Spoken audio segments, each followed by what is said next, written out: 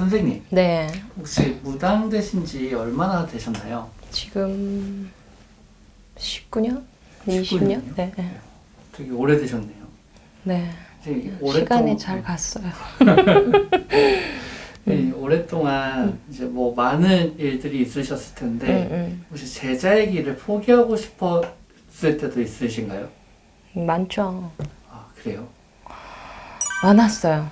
근데 지금은 제자의 길을 포기하고 싶은 때는 무속인이 되고 내가 신령님 모시고 한 5년? 7년? 그때는 너무 많았어요. 그런 순간들이. 특히 그러니까 나는 정말 아무것도 무당이 뭔지 막 그때는 지금은 막 무속인들이 젊은 사람들이 되게 많잖아요. 네. 근데 내가 무당을 할 때만 해도 글쎄 내가 잘 몰랐는지는 모르겠는데 주변에 나처럼 이렇게 젊은 사람이 무당을 하지 않았던 것 같아요. 없었어요, 거의.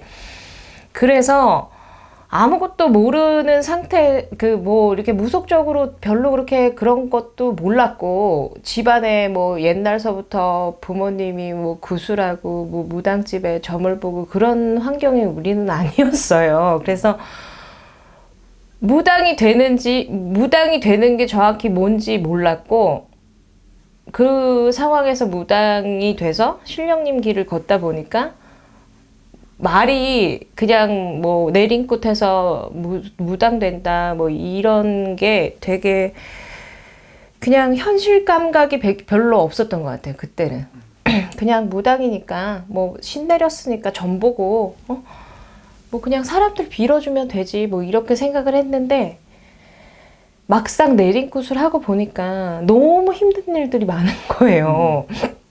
기도도 해야 되고 막 산에도 다녀야 되고 그래서 그 나이대에 너무 감당하지 못하는 거지, 내가.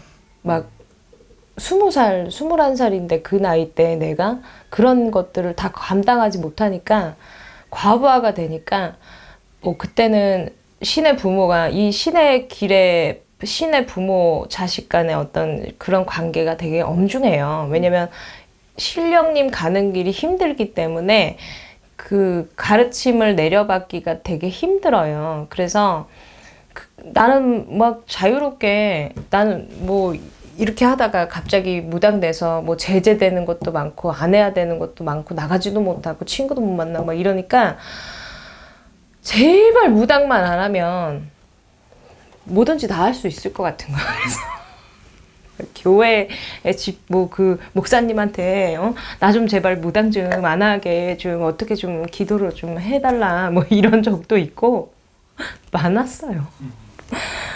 막 그냥 법당 닫아놓고 한 달 정도 이렇게 법당을 닫아놓고 왜 내가 무당을 해야 되는지에 대해서 굉장히 혼란스럽고 고민하고 그런 시간을 보냈죠. 그때는 참 힘들었었던 것 같아요. 지금은 어떠신가요? 지금은 왜 나는 무속인이 되고 그렇게 신령님들이 뭐 나를 힘들게 하시고 그렇지는 않았거든요. 근데 너무 어렸을 때 무당의 길을 가고 나서 하다 보니까 한 7, 8년 정도는 굉장히 어려웠던 것 같아요. 막 이런 생활에 적응하기가. 내가 왜 남을 빌어야 돼? 나도 죽겠는데 내가 나를 못하는데 왜 내가 남을 빌어야 되고 막 이런 거에 대한 굉장한 그 스트레스 같은 것들이 있었고 손님이 오는 게 막 무서웠어요. 그래서 점 보는 것도 나는 무당이 되면 이렇게 보통 사람들이 다 그렇게 생각하시겠지만 무당이 되면은 이렇게 그냥 사람이 오면은 신령님들이 그냥 이렇게 눈에 사람같이 나타나고 그냥 얘는 뭐가 있대고 막 그렇게 말해주는 줄 알았어 나는. 그래서 내린꽃을 받고 나서 굉장히 혼란스러웠던 게 왜 눈에 귀신들이 안 보이고 신들이 내 눈에 왜 사람처럼 보이지 않느냐. 그리고 왜 내 옆에 와서 이렇게 나는 이렇게 손님이 이렇게 계시면 여기 옆에 계셔갖고 막 말을 해주는 줄 알았어. 부적도 막 그냥 이렇게 붙들고 있으면 막 저절로 써지는 줄 알고. 진짜로.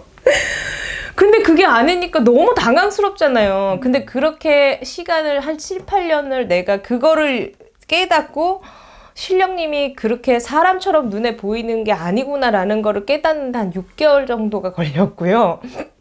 고지시켜줘.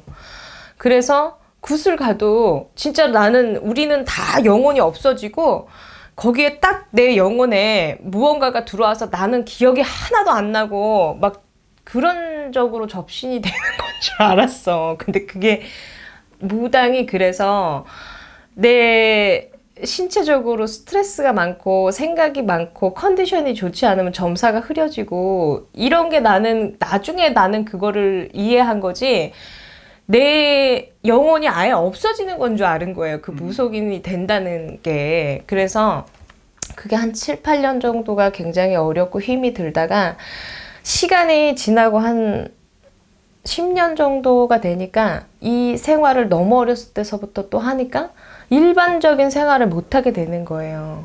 어디 가도 친구들을 만나도 나는 속하지 못하고 재미가 없고 뭐 어떤 짓을 해도 여행을 가도 막 법당에 빨리 와야 될 것 같고 불안한 거야. 뭔가 강박증이 생긴 거야. 그래서 그러니까 여행 가서 여행을 즐기고 놀고 막 해야 되는데 왜 전화가 사람들이 왜 안 오지? 그래서 거기에 꽂히게 돼. 완전히 여기에 신령님 무속인 생활에 젖은 거죠. 이제는 너무 세월이 긴 시간 동안 하다 보니까.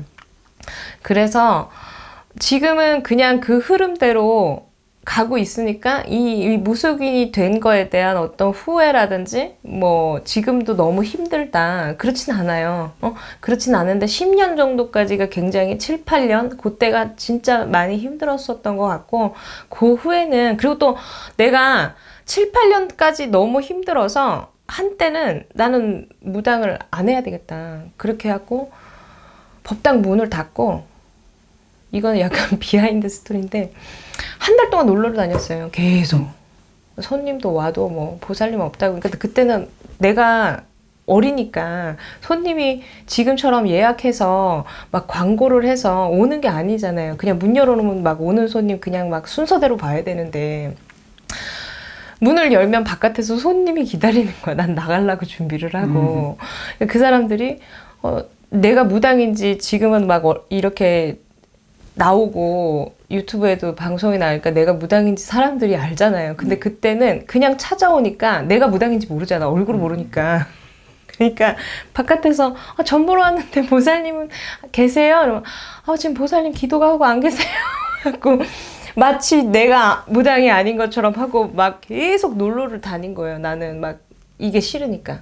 아침에 눈 뜨면 나가고 또 눈 뜨면 나가고 그걸 반복적으로 한 달을 하다가 식구들이 점점 풍파가 생기는 거예요. 나중에는 동생이 하루는 전화가 온 거예요. 언니 꿈을 꿨는데 땅을 파니까 부채방울이 나왔대. 그래서 나는 그때까지는 나만 무당을 안 하면 된다라고 생각을 하고 내가 그냥 이게 어리니까 판단력이 좀 없잖아요. 신의 벌전이 있겠어. 그래봤자 있겠어. 이렇게 생각을 하고, 몸도 안 아팠도 막 한 달 동안 다니는 동안에 그냥 신령님들이 다 지켜봤나 봐. 그래서, 나는 어떻게 이제 앞으로는 무슨 일을 해야 되나, 옷가게를 할까, 떡볶이집을 할까, 이런 생각도 막 하고, 신의 선생님하고도 다 의논을 하고 나는 도대체 무당이 하기 싫으니까 뭐를 해 먹고 살았으면 좋겠냐고 막 하다가, 결정적인 계기는 내 동생이 그렇게 조금 신이 오는 증상 또 풍파가 집안에 생기고 나서 내가 정신 차려야 되겠구나 라고 생각하고 그때부터는 정신없이 지금까지 온 것 같아요. 그래서 후회를 한다거나 그렇지는 않는데 다시 태어나면 좀 남 좀 안 빌고 그냥 좀 자유롭게 살 수 있으면 좋겠다는 생각은 좀 해요. 여기까지 하겠습니다. 네. 감사합니다.